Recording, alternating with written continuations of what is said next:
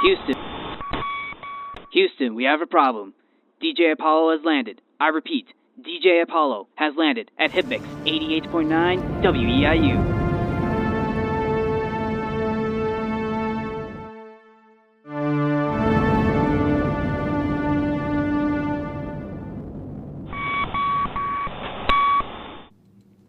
Welcome to the Tales of Music and Film podcast. My name is DJ Apollo, or aka Christian Taylor, and thank you for listening to this recording. We are on episode number 48, and before you know it, we'll be hitting that 50 episode mark by next week, and I cannot believe that I'm going to be hitting that milestone.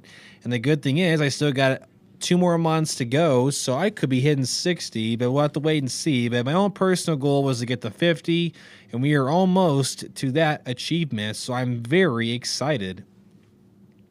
And we are going to be on the topic of music for this recording, and the album today that we're going to be covering is, so we're going to be taking a trip back in time, back to the early 90s grunge period yet again. We're going to be covering Pearl Jam's very first album called 10, which was released on August 27th, 1991. And Pearl Jam is an American rock band. It was formed in Seattle, Washington in 1990. The band's lineup consists of founding members Jeff Adment, Stone Gossard, Mike McCready, and Eddie Vedder, as well as Matt Cameron, who joined in 1998. Keyboardist Boom Gaspar, who has also been a touring session member with the band since 2002. Now, to go into more detail with the band members, we have Jeff Adment, who is the bass guitar player. Up next, we got Stone Gossard as the rhythm guitar player, Mike McCready as lead guitar, and Eddie Vedder on lead vocals and guitar, as well as Matt Cameron on drums. And that was the lineup for when they recorded the album, or almost a good portion of them anyway. And another cool fact, the band was inducted into the Rock and Roll Hall of Fame in 2017. And I don't have a whole lot of history with the Pearl Jam band in general. I am an occasional listener of them. I highly recommend, though. Tom Petty and the Heartbreakers brought Eddie Vedder on stage during their 30th anniversary concert they did in their hometown of Gainesville, Florida. And Eddie Vedder was invited on stage, and he sang the song "The Waiting." And I think that was the best version of that song I've ever heard. Eddie Vedder has an amazing voice. I've actually been thinking about watching Pearl Jam's Unplugged concert because I have not seen it yet, but I heard it's right up there with Nirvana and Alice in Chains' Unplugged concerts. Eddie Vedder is an amazing singer. And all the other band members, like Matt Cameron's drums are incredible. Mike McCready's lead guitar, and Stone Gossard's rhythm guitar playing, and Jeff's bass guitar. Like, dude, all these guys have such amazing talent. And really, the only album I've only listened to this record, 10 by them. I haven't really listened to anything else by them, so it kind of shows you that I'm not exactly the biggest, Pearl Jam fan. But my favorite member is definitely Eddie Vedder, because I think he's an amazing singer. Like, I even watched a show he did in the 90s where he sang with the other Doors members, which I thought was pretty cool. Like, dude, the man has got some serious range, to say the least. And 10 is their debut studio album, and it was released, like I said, on August 27th of 91, and it was through Epic Records. Following the dissolution of their previous band, Mother Love Bone, in 1990, Jeff Adment and guitarist Stone Gossard began rehearsing with new guitarist Mike McCready. The group recorded a 5-song instrumental demo tape with Matt Cameron on drums. Copies of the demo were eventually given to drummer Dave Cruzen and vocalist Eddie Vedder, both of whom were invited to audition for the band in Seattle. Many of the songs on 10 were instrumental jams reworked Mother Love Bone songs for which Vedder composed new melodies and lyrics. So I thought that was pretty interesting how a good majority of the songs on this are just reworked Mother Love Bone songs. And I had absolutely no idea. And this album, I can't even begin to express just how much I love this record. Like, I will always be a huge fan of the 90s grunge period. I wish that period would make a comeback. I think that the early 90s, man, we got some of the most amazing songs that have ever been written. And it was such a beautiful time for concerts and everything, and the culture. It's just, dude, the early 90s, there was so much that I missed. And the album features, genres of grunge, alternative rock, and hard rock. And the label, like I said earlier, is Epic Records. And the just fun little fact, the album's runtime, you're looking at around 53 minutes and 20 seconds. And just to give you an idea on how well the album did, it sold 13 million copies.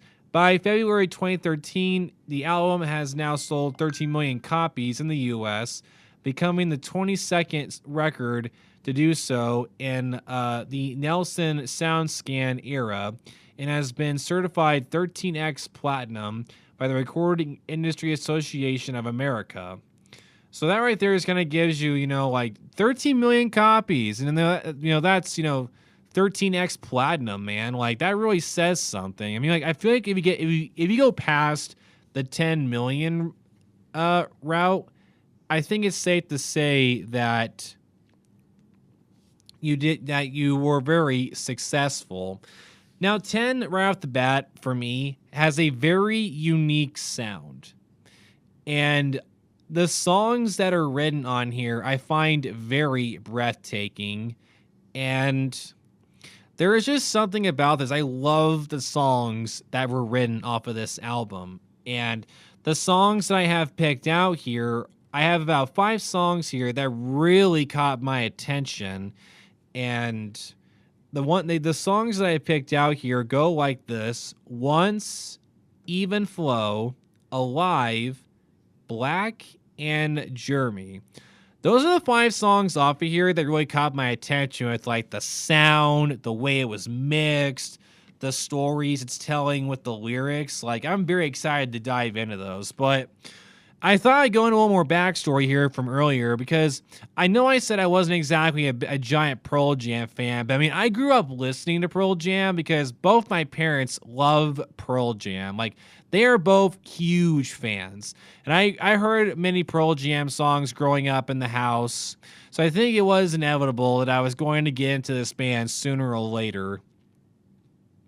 And I still have my fingers crossed that I get to see these guys live someday. Like, Pearl Jam is way up there in the list of acts that I really want to see. Same with, like, Foo Fighters, Stevie Nicks, or the Black Crowes. Like, those are acts that I really, really want to see. Like The Who, like, it's out there on that list. So I really hope I get a chance to see Pearl Jam someday. Because speaking of grunge, I covered the Dirt album by Alice in Chains, and I got to see Alice in Chains live just this last year in St. Louis, and that was an amazing experience as well, because I also got to see Bush and Breaking Benjamin, so that was an amazing concert. But yeah, like I said, grew up with the Pearl Jam music. I heard Even Flow and Alive like many, many, many times. And I can't even begin to imagine how their concerts must have been back then. Like, I've watched, like, archive footage before. Dude, the crowds at Pearl Jam concerts were insane. Like, these guys, like, went big on their first outing, which I think is, that's something you don't see every day, for a band to go that huge on their first album.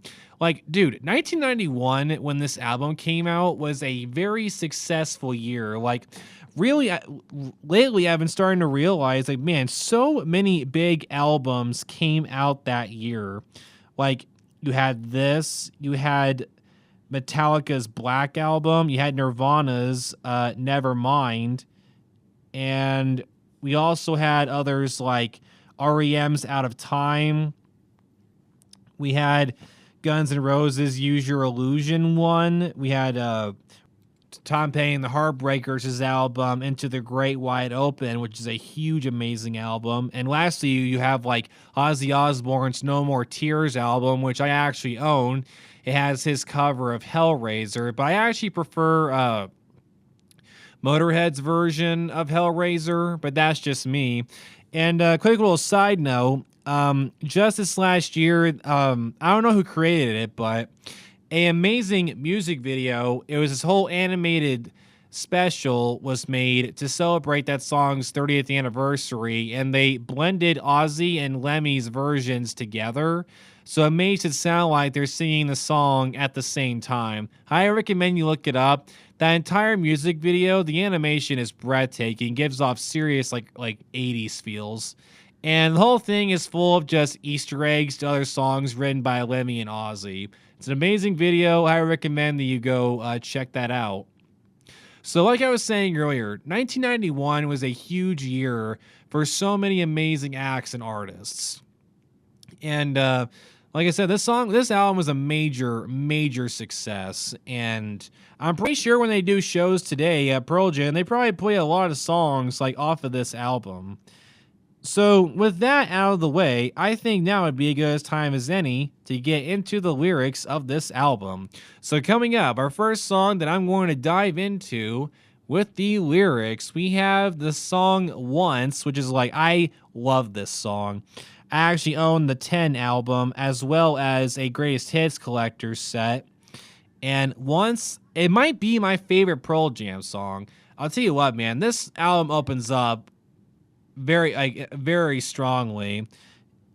So let's take a look. So lyrics, got the lyrics pulled up right here, and this is going to be a very short lyric song. You know, it's funny. I'm noticing also more and more when I'm looking into like songs, I keep expecting like the lyric list to be a lot longer, but like I covered Fleetwood Mac's Rumors just this last week. And I was very surprised to find out that the lyrics for a good majority of those songs were way shorter than I was expecting. So yet again, mind blown with just how short the lyrics are. So we are going to talk about the first verse here, and it goes a little something like this. I admit it, what's to say, I'll relive it all without pain, backstreet lover on the side, off the road. I got a bomb in my temple that's gonna explode. I got a 16 gauge buried under my clothes. I play. So right off the bat here, I'm not sure what to really think about that one. You know, it's just like there's been so many instances where I look at the lyrics. It's so hard to tell. You know, okay, what is this saying? And I'm wondering if what if this is a guy talking about that he's done being like a side guy for women to just walk all over. Like he wants to be in a real meaningful relationship. And he's like, maybe he's done being sidelined and looked at as just an object. He wants to be seen as a person. That's what I get from that first verse. And continuing, I'm wondering if it's when it says, I got a bomb in my temple, it's going to explode. I wonder if that's talking about him as a person. Like, he's reached his breaking point, and he wants to make things different. And he's like, maybe he's saying, I'm done being a player. I want to be taken seriously. And then we get into the main chorus, which goes like this. Once upon a time, I could control myself. Once upon a time, I could lose myself. Oh, try and mimic what's insane. I am in it. Where do I stand? So I think what this is trying to say is like there was a time where I was maybe a better version of myself, but I let myself get sidelined. I went through all these horrible relationships. Maybe I connected with the wrong people, and I have lost myself, and I'm basically going insane, and I don't know what to do to fix it. Where do I stand at this point? And we continue with Indian summer, I hate the heat. I got a backstreet lover on the passenger seat. I got my hand in my pocket, so determined, discreet, I pray. So I think that's kind of continuing, you know, it's like, I have a backstreet, I hate the heat that I'm getting right now from this horrible situation. Like it's getting too much for me to handle. And maybe this next part is talking about I got a backstreet lover in the passenger seat. Maybe that's talking about how maybe he's just like done being with these side girls who are just like one night stands for him. Like he wants to be in a real relationship. And then we get to the ending of the song. I cannot believe the lyrics are this short. I'm so surprised.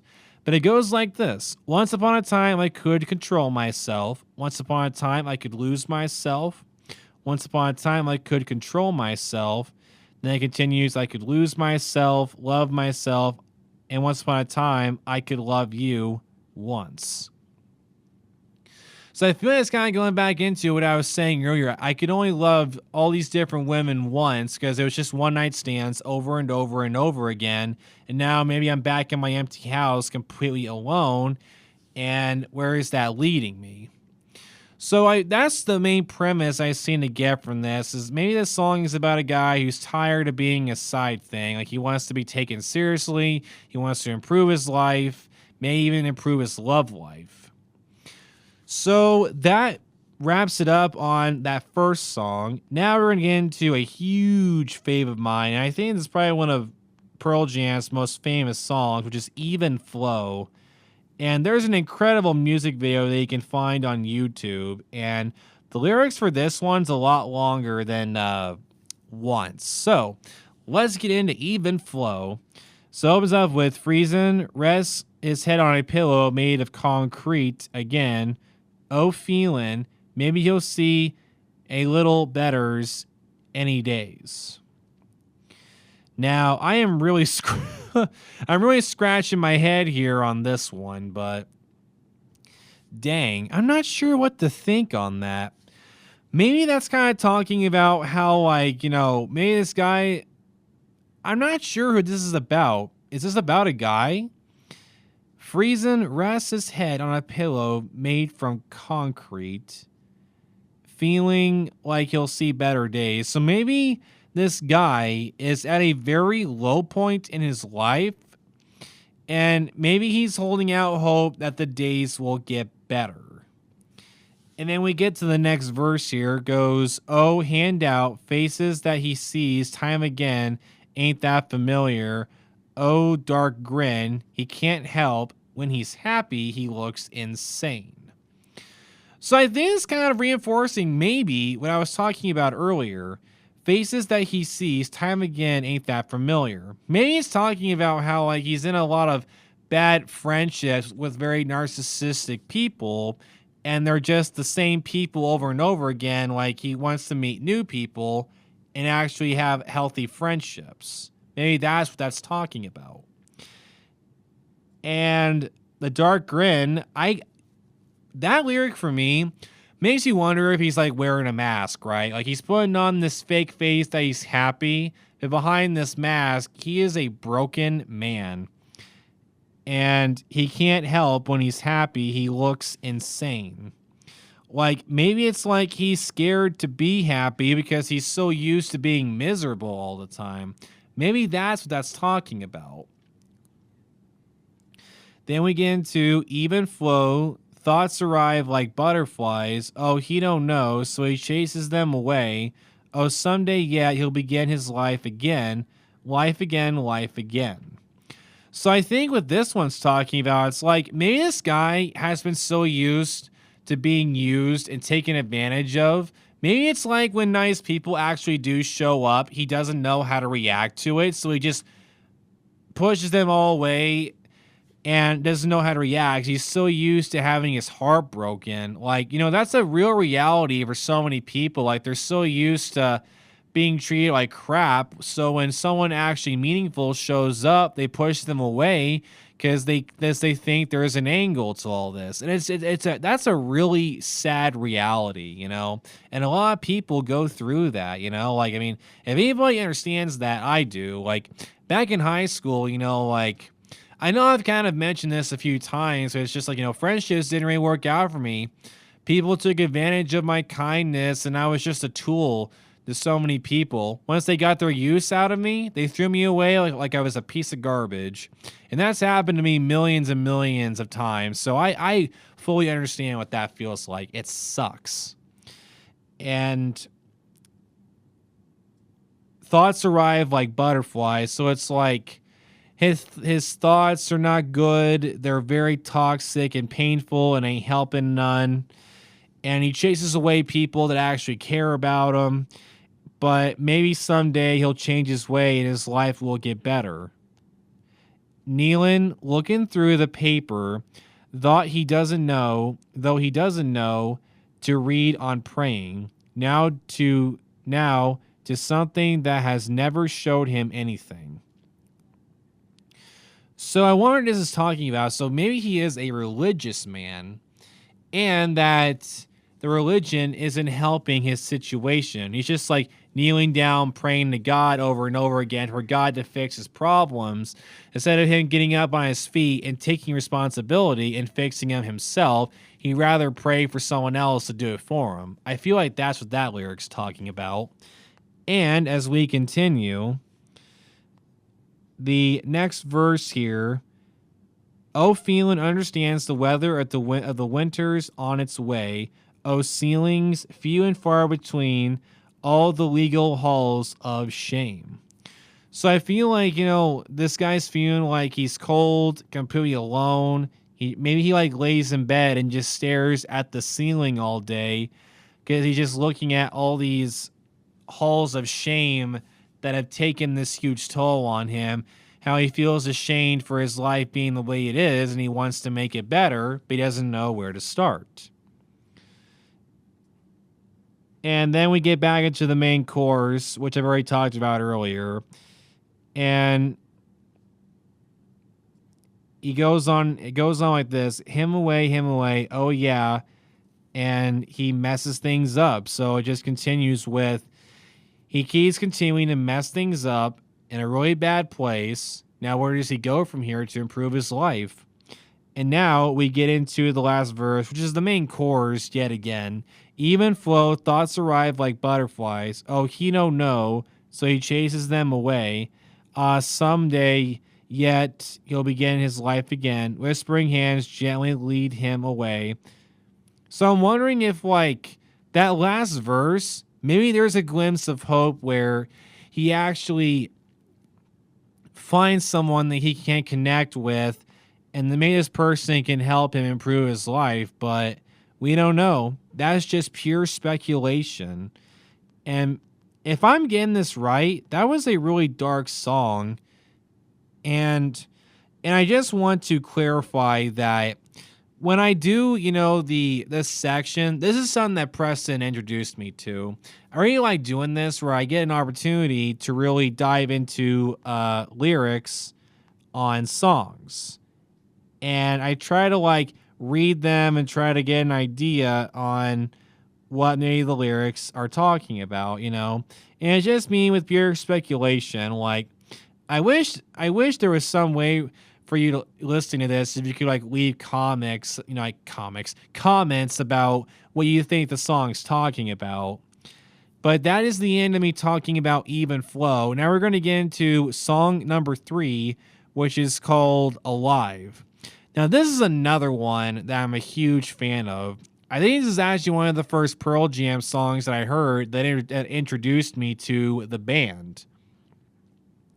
I love this song so much, and I'm very excited to cover this. So let's get into it. "Son," she said, "have I got a little story for you.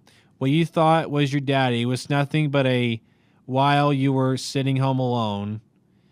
At the age of 13, your real daddy was dying. Sorry you didn't see him, but I'm glad we talked." So what is this first verse talking about? How this woman is straight up telling her son, "Oh yeah, by the way, this guy that I'm dating now is not your dad. Your real dad passed away, and I'm just now telling you." How many years now afterwards? And then it goes into, "Oh, I'm still alive. Hey, oh, I'm still alive." And it just repeats that over and over again. Now we get back into the next segment, While she walked slowly across the young man's room, she said, "I'm ready for you. Why, I can't remember anything to this very day. Cape the look. Oh, you know where now. I can't see. I just stare." So is this mom trying to open up to her son, trying to tell him the truth, how like his real dad is dead and that she's still coping with his death? I That's really the only speculation that I get here from that verse. Now, I could be completely wrong for all I know here, but I'm just, I'm giving this my best shot here. And then we get back into the main course of I'm Still Alive, and then we get to this. "Is something wrong?" she said. "Of course there is.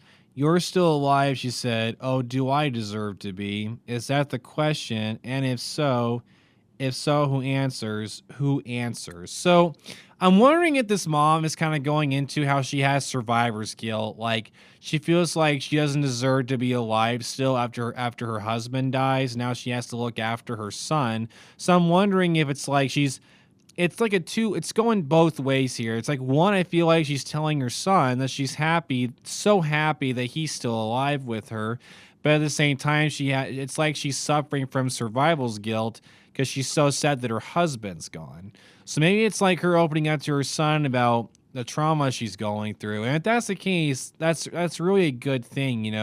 Maybe open up to your son. Maybe you guys can go through the heartbreak together. Because I'm telling you right now, one of the worst things you can do is go through it alone. Like you don't have to.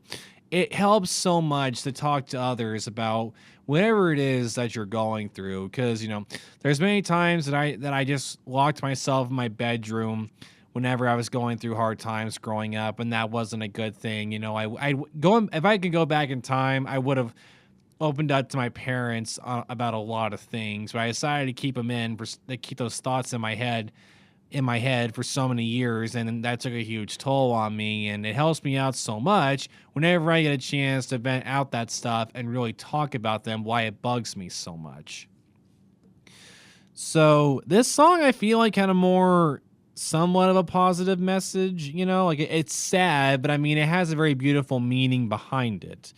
And that's going to wrap up covering the song Alive. This was another song that had a very short lyric list, and so that brings us to song number 4. Now this next one, this is another iconic Pearl Jam song, but I haven't listened to this that often. I need to give this song another try, but like I said, not exactly the biggest Pearl Jam listener, but song number 4, we are covering the song Black. And I'm expecting this one to be pretty sad. And this one has a very long lyric list. So let's get into it. So here it goes. It starts off like this. "Hey, oh, sheets of empty canvas, untouched sheets of clay, were laid spread out before me as her body once did. All 5 horizons revolved around her soul as the earth to the sun. Now the air I tasted and breathed has taken a turn." So I'm wondering if this first verse is talking about how so here's what I'm getting from this. Okay. So I'm going to try to give this a good old deep thought. So for me, maybe this is talking about a husband who lost his wife. Maybe it's either that they divorced or she died, and maybe she was an artist, and now he's like looking through her office area where all her arts and crafts are, and it breaks his heart to know that she's never going to be standing in that room ever again. And it's like, and all he can do is reminiscing about the good times they had together. And then the next verse goes, "Oh, and all I taught her was everything. Oh, I know she gave me all that she wore, and now my bitter hands chafe beneath the clouds of what was everything. Oh, the pictures have all been washed in black, tattooed everything." So I wonder if this next verse is kind of talking about how, everything's just gray to him now. Like the good old days when she was in his life, she added so much happiness, and quote, color to his life. And now she's gone, everything's going gray again. and he's depressed, and the pictures of them together, maybe for him, have lost their meaning, and now he feels empty and alone. And then that brings us into this verse here. I take a walk outside. I'm surrounded by some kids at play. I can feel their laughter. So why do I sear? Oh, and twisted thoughts that spin. Round my head I'm spinning. Oh, I'm spinning. How quick the sun can drop away. Now, I think I might understand this section. So here goes my take. So he's walking outside, and maybe he like sees a park nearby while he's taking the walk, and he sees all these kids playing, and they're just kids. They have no idea about the harsh realities of life yet, and he wishes that he could be as happy as them, and maybe he wishes he can go back in time to when he was younger before he knew like how harsh life really is, and how being an adult is not always what it's cracked up to be. There's a lot of hardships. And it seems like he has thoughts spinning through his head over and over again on a constant loop of him not knowing where to go from this point. It's like he's stuck. And that last line there, how quick the sun can drop away, I feel like that's going into how everything was just fine, and then within an instant, everything just went south so fast in my life, and I find myself lost and confused. What do I do now? And then we get into this next verse, and now my bitter hands cradle broken glass of what was everything. All the pictures have been washed in black, tattooed everything, all the love gone bad, turned my whole world to black, tattooed all I see, all that I am, and all that I'll be, yeah. And yeah, I feel like it's kind of reinforcing that maybe my points I was bringing up earlier, where it seems like he's like going through all the pictures of like maybe their wedding, of when they met for the first time, the years of them dating, and they feel empty now, like the life they once had is gone now, and his love has gone bad. He's all alone now, and his world is now black, and all he sees is gray. There's no happiness in his life right now, and he feels just empty, just shattered glass inside. And then that brings us to the very last lyrics of this song. I know someday you'll have a beautiful life. I know you'll be a star in somebody else's sky. But why can't it be? Oh, why can't it be mine? Now that is a very haunting lyric. So I'm wondering if that means that she left him, because with that last lyric has made me change my mind. Maybe she left him and now he regrets either treating her the way he did, and now he wishes things could go back to how they were, and he wishes that they could be together again. Like, he wants to be better, but the damage has already been done, and it cannot be fixed. So now he's just sitting there wondering about what could have been, and that's a very sad reality. That's a very haunting way, to end that song. But man, that is a very, very beautiful lyric. And now that brings us to the last song that I want to cover off of this album. And this last song is called Jeremy. Now, this one I think I've only listened to like maybe once or twice, but I saw Pearl Jam perform this one at the Unplugged concert, and I'm telling you, it is epic as heck. Like, you have to look it up on YouTube to understand. Like, Eddie Vedder, he just goes full beast mode at that concert. Like, the guy betrays so much emotion when he sings. And now that brings us to the last song. So let's get into the lyrics of Jeremy. So, verse number 1, at home drawing pictures of mountaintops with him on top, lemon yellow sun, arms raised in a V, and the dead lay in pools of marin below. So, this is interesting. I'm not sure about what this one's talking about. This is interesting. So I wonder if this is talking about how, like, is this a kid? I'm wondering if this is talking about how, like, this is a kid drawing pictures, right? Like, he or she's letting their creative mind go to work, and they're just drawing pictures, and it's like they're not thinking about death, because when you're a kid, that's you never think about that. Like, death's something you deal with when you're adult, but kids don't ever think about death. So I'm wondering if that's what that lyric's talking about. But like I said, this is kind of like pure speculation. But now it says, Daddy didn't give attention, owed to the fact that Mommy didn't care. King Jeremy the Wicked, ruled his world. So I'm wondering if this is like, this kid's like drawing pictures, right? Maybe he's like trying to not face the fact that his parents' or marriage is going right down the drain. And I'm wondering if Jeremy is his dad, and or maybe Jeremy's the kid. Never mind. Maybe Jeremy's the kid, and Jeremy's sitting there watching his parents like scream and argue at one another, and he's just left there to witness this horrible thing.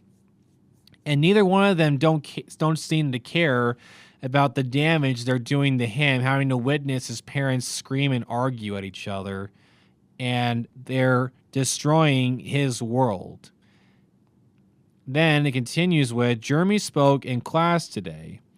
It says that twice. Then we get into this. Clearly I remember picking on the boy, seemed a harmless little kid, but we unleashed the lion, gashed his teeth, and bit the recess lady's breast.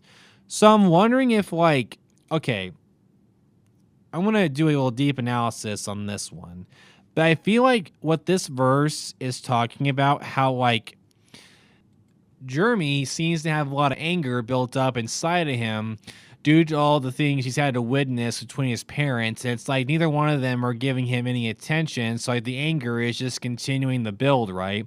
And I feel like what this is talking about, maybe he was out in recess one day playing by himself, and it's like recess is over, but he doesn't want it to be. Then when the recess lady comes over trying to get him to stop playing and go back inside with the other students, he like snaps and he attacks her. It's like he was just a ticking time bomb waiting to go off, and the recess lady made him explode, because a person can only take so much before it just he exploded. And then it leads us to, how could I forget? And he hit me with a surprise left. My jaw left hurting, dropped wide open, just like the day, like the day I heard. So I wonder, I don't know, this verse, what if it's talking about from the recess lady point of view? Like, did Jeremy the kid hit the recess lady? Like, I'm not sure. And then it leads us into this next verse. Daddy didn't give affection, no, and the boy was something that Mommy wouldn't wear, King Jeremy the Wicked. Ruled his world. So this snap of his happened, right? And his parents seemed to not care anything about it. It's like they didn't comfort him. They didn't talk it out with him about why he snapped at the recess lady. So it's like even with that outburst, it didn't change anything. His world is still destroyed by his parents with whatever it is they're going through. And then we get into a chorus here that just repeats, Jeremy spoke in class today. And then that leads us into really the last verse for this one. Try to forget this, try to forget this, try to erase this from the blackboard.